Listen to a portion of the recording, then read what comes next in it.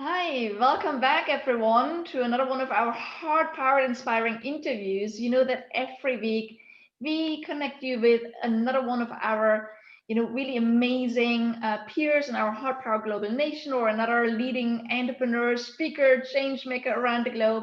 And today we go straight to Africa. So we have an amazing man with us that we met actually about a year ago in Namibia. And who is he? Well, he is actually someone you probably already always wanted to meet, Morpheus, right? He is actually the creator of Morpheus Genius. He's a keynote speaker and an author, and he's a leading authority on true self-discovery. And he's also known, as I said, as Morpheus, and he empowers really personal mastery by tapping into your authentic essence. And I can tell you that he does it in really smart, amazing ways because I saw him on stage being our amazing MC in our Plan B summit in Namibia about a year ago. And it was supposed to be the Global Speaker Summit there.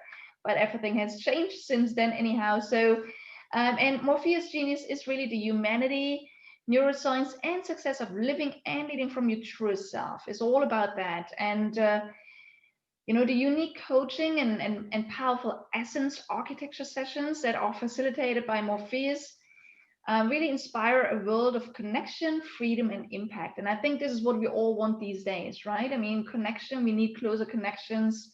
Every one of us wants to express ourselves in the greatest way. We love freedom and we all love to make impact, at least all the amazing speakers, change makers that I know. And he also stimulates practical strategies that can be applied both personally and professionally and in your business. So, Ian, Morpheus, it's amazing to have you with us today. So, why don't you just share with us what actually at the moment keeps you vibrant and joyful, and as we call it, in the vortex? So thank you, Monique. It's lovely to be here. Lovely to see you again and to spend time with you. Really enjoyed meeting you last year, and we had some really good quality conversations. I remember that so well. So really looking forward to that. Thank you. So this is such a lovely invite.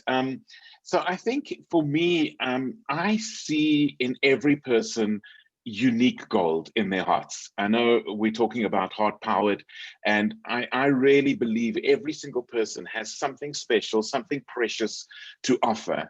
And what really, really excites me is just helping them to discover it, to live from it, to connect with their truest selves. And just express that in their businesses, in their lives, in their leadership, the way they influence their clients, the way they influence their staff, if they have staff members, the way they influence their families. They do it from their truest selves. Right, I love that. And Ian, why don't you just share with us as well? What do you do right now to stay vibrant and joyful from your truest self at the moment? So for me, I mean, there's many things that I do. Probably some of the biggest ones is just learning to connect with myself, and really be aware of what's going on. We are unbelievable, complex, beautiful systems. We have hearts, we have guts, we have senses. We taught at school we've got 5 senses. It's rubbish. The latest research, it could be as many as 50 different senses, and tuning in to all of our faculties, all of our intelligence, our heart, our beliefs, our emotions, even tune into them. They're there for a reason. They give us information, and we don't have to live by them, but we can really use them and leverage them. And so for me, it's practices that do that. So I do some meditation practices, I do some mindfulness exercises, just to build that constant awareness. And that just then I discover in me there's this joy, there's this life. And life is not about being happy, life is about being fully alive, which includes, for happiness, there's often sadness, for life, there's often death, for victory, there's often struggle. And it's embracing all of that. And that brings me joy. Love that. It's beautiful. I mean, we wouldn't see light if there was only light, right? So, Right. and so I know that what I loved, what you said earlier in our conversation before we started this interview, you said you had an amazing 2020, and I'm so happy for you to hear that. So, what are you doing right now to really bring your business, especially forward and to a different level right now? So I think the word I would use is connection. It's by far the strongest word. It is my number one value. And so for me, it's connecting with people, whether it's following new leads, staying connected with current clients, and connecting people with each other, and connecting people to the information that they need, to the discoveries, the self-discoveries, the practices, all that kind of thing. And so, that's a lot of what the business is growing. And in that, I have a kind of a process that I follow, that I was taught by my business mentors, about following not from the lead, build trust. So connect in a way that builds trust. And connection, by the way, is one of the ways that we establish trust. If you think about who you trust the most, it's probably somebody that you have a very strong connection with. And so the connection and trust go hand in hand. And then from trust, actually build love. And a lot of people kind of go, what do you mean love? Business, this doesn't work. No, that sort of genuine, heartfelt connection where people sort of say, not only do I trust this person, but I actually want to work with them. There's a desire to spend more time together, because that's the way that I can help them to grow. And so connection is the number one thing, from lead all the way through to having a journey with the client. Right, I love that. And there's a lot of people that say, wow, it's so powerful. Of course, trust and connection go hand in hand, right? And only when we trust, we want to do things together, right? And we can uplift each other in some way. How do you build that trust? Well, what do you do in concrete ways to build that kind of trust? So, I mean, for me, I rely on who I am. So, I don't expect that my answer will necessarily apply to everybody, except maybe everybody should rely on who they are. But for me, a lot of what I do is I'm quite a vulnerable person. I don't mind sharing my stories. I don't mind, Brene Brown says that courage is to tell the story of who you are with your whole heart. And so I do. I tell my stories. I listen to other people's stories. So I think listening and vulnerability are probably two of the most practical things that I do to build that depth of trust. Great. And you said also, and I love that you said, learning actually to get comfortable with, like with the discomfort of growth. Well, what do you mean with that? I mean, how can we get comfortable with that? Yeah, I actually ended up writing a blog post on this, and I'll take you back a couple of years. I was working with a therapist. I'd been through a lot of change in my life, and I realized that I had some stuff that was getting in the way, and I needed to work through it. And I was working with this therapist, and I was telling a story of a struggle and how I was overcoming the struggle and all this. And suddenly she got really excited. And I said, what are you so excited about? She said, Ian, you have learned to become comfortable with discomfort. And I kind of went, well, I have. and then we talked about it, and I realized it's actually been one of the key turning points in my growth, is that if we're trying to avoid discomfort all the time, we can never grow properly. And if we rather say, actually, discomfort is a key to dealing with things and to growing and to changing, then we can actually learn to embrace discomfort. And you do that enough, and eventually you become comfortable with discomfort. And I do a lot of work. I do a lot of work all over Africa and the Middle East, before pre-COVID, as well as a lot of virtual work. And sometimes it's very challenging environments. Sometimes it requires a lot of courage to work through the discomfort of those different situations. Suddenly working, I'll never forget the first time I ever worked into Russia. I mean, I ended up just loving working with Russians, but it was the first time. And every time I was training, I was giving a speech or whatever into those environments, it was uncomfortable initially. But every single time it was worth it. Every single time it resulted in a new level of growth, a new opportunity for the business. And even in my personal discomfort, getting out of my personal comfort zones in my own personal growth has been an absolute key for me to flourish. Yeah. A smart man once said to me, Monique, make it a rule to kind of embarrass yourself every single day. So, you know, I mean, that is one example of getting out of your comfort zone, is really like do Yeah. something where you think like, oh my God, what might people think, right? So what do you do? I mean, I understand and I love that. And, you know, like you, I always speak and work with people all over the world, right? So there's always a little bit of discomfort. It's different, it's a different nation, different culture. So, you know, going out and doing things outside of your own culture is always a little bit uncomfortable, right? Well, Sure. what are other situations where you said that you had to celebrate the discomfort of growth? You know, I mean, like working with people from other nations is one, or going into other countries, even physically.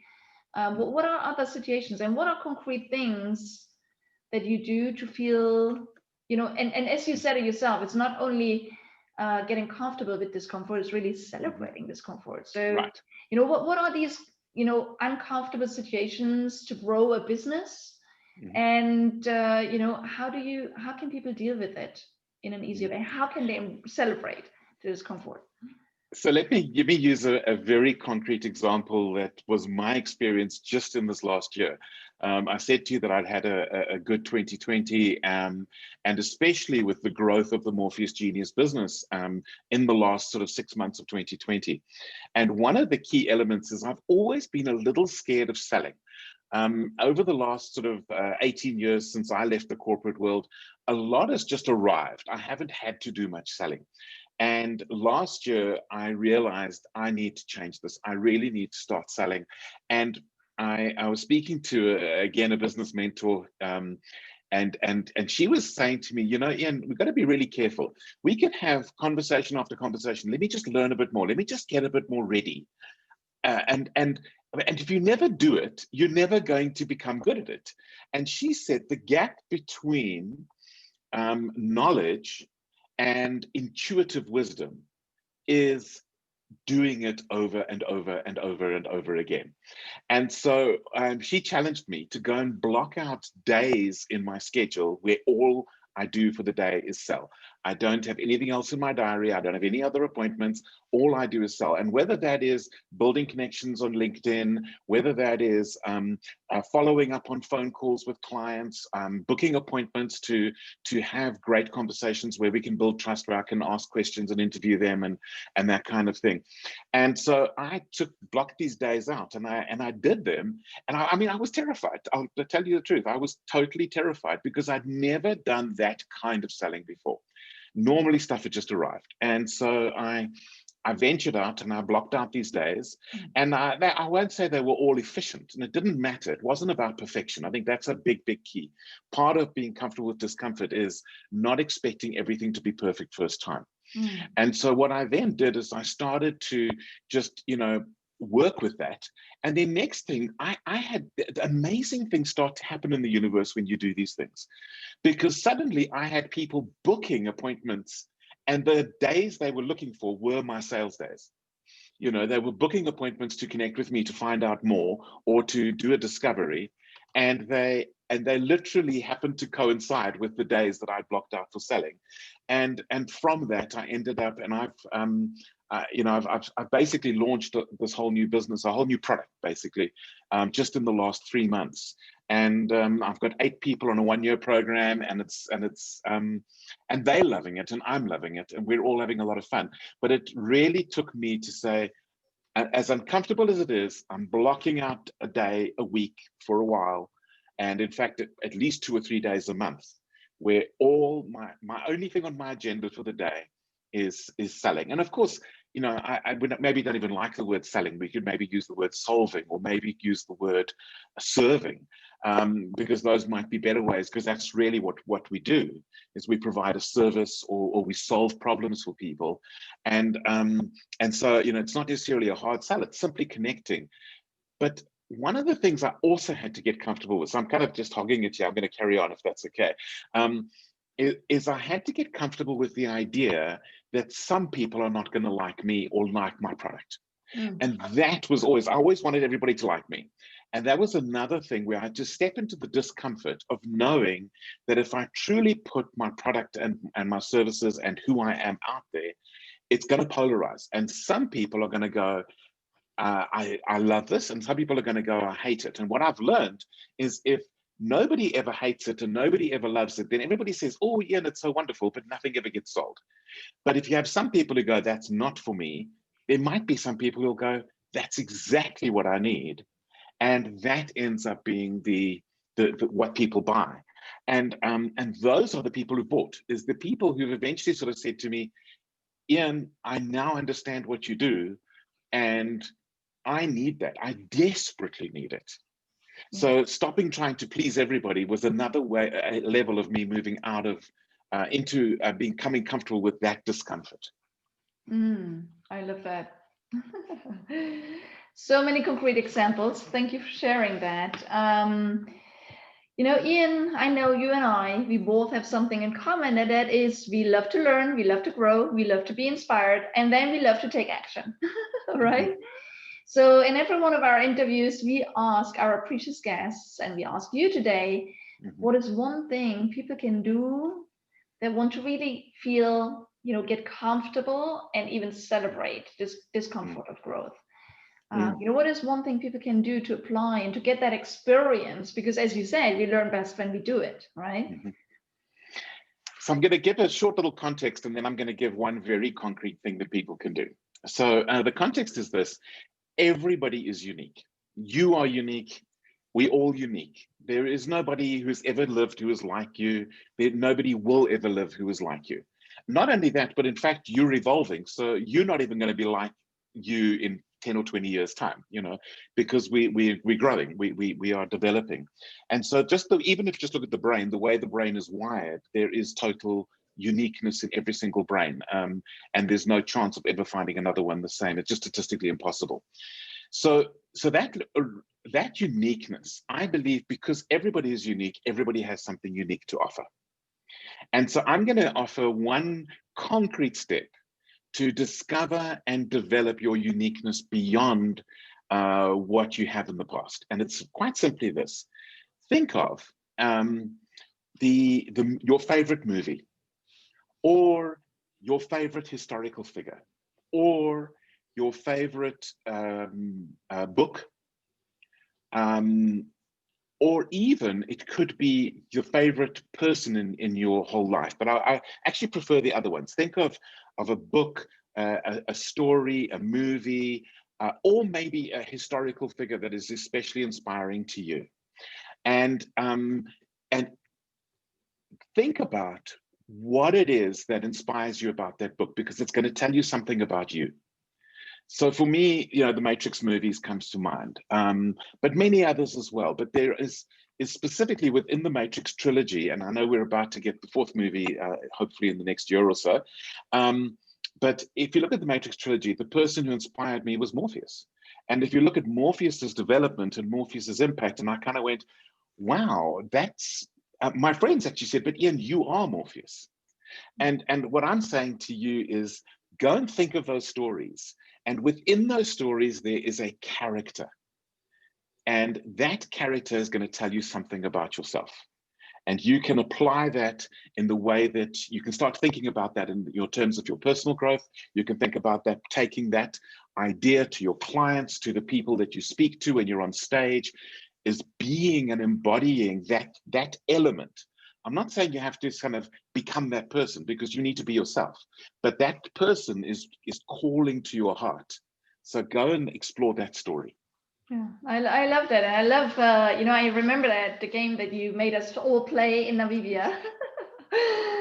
And I think I was Athena or something. I don't even know anymore. I You don't know were, who I was. you were Athena. I remember. I do remember it. Anyhow, yeah, okay. So Athena is creating Morpheus. So all of you, okay, we always challenge you, and you know, everyone that is with us today and is watching this right now, we invite you and challenge you. Please take action and think about, you know, preferred book or movie, or you know, any kind of figure, and think about who is standing out for you and why is that person standing out. Because again, as Ian Morpheus said, you know, that is representing you in some way. And once you understand that, as you said, is, you know, you understand more about what makes you unique. And that is that extra shade, that extra color, that extra light that makes you stand out as a speaker, entrepreneur, change maker in the world. Weave that into your speeches, into your programs. And again, you have this extra spark that makes you special. Thank you, thank you, thank you for being with us today. I know a lot of people would love to actually probably connect with you more, Ian, and I know that you are part of our community of our HeartPowered Global Nation. By the way, all of you that are not part of our HeartPowered Global Nation, jump onto Facebook, check it out, or look at the link below. HeartPowered Global Nation, join us there. You can connect with Ian there. But Ian, there's also other ways of how people can get to know you and get in touch with you. How can they? Yeah, I guess LinkedIn is probably the best one, and I'm simply Ian Hatton, one word at LinkedIn. I think you can get that quite easily.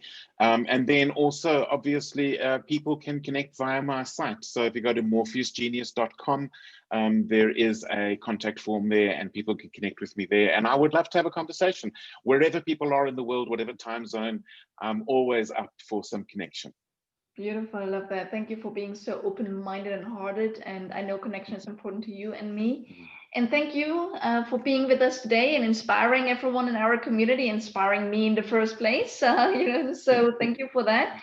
And all of you, thank you for being on with us. Again, I hope that Ian, Morpheus, we should say, sparked some additional ideas of how you can stand out, how you can grow your business further, how you start celebrating the discomfort of growth, right?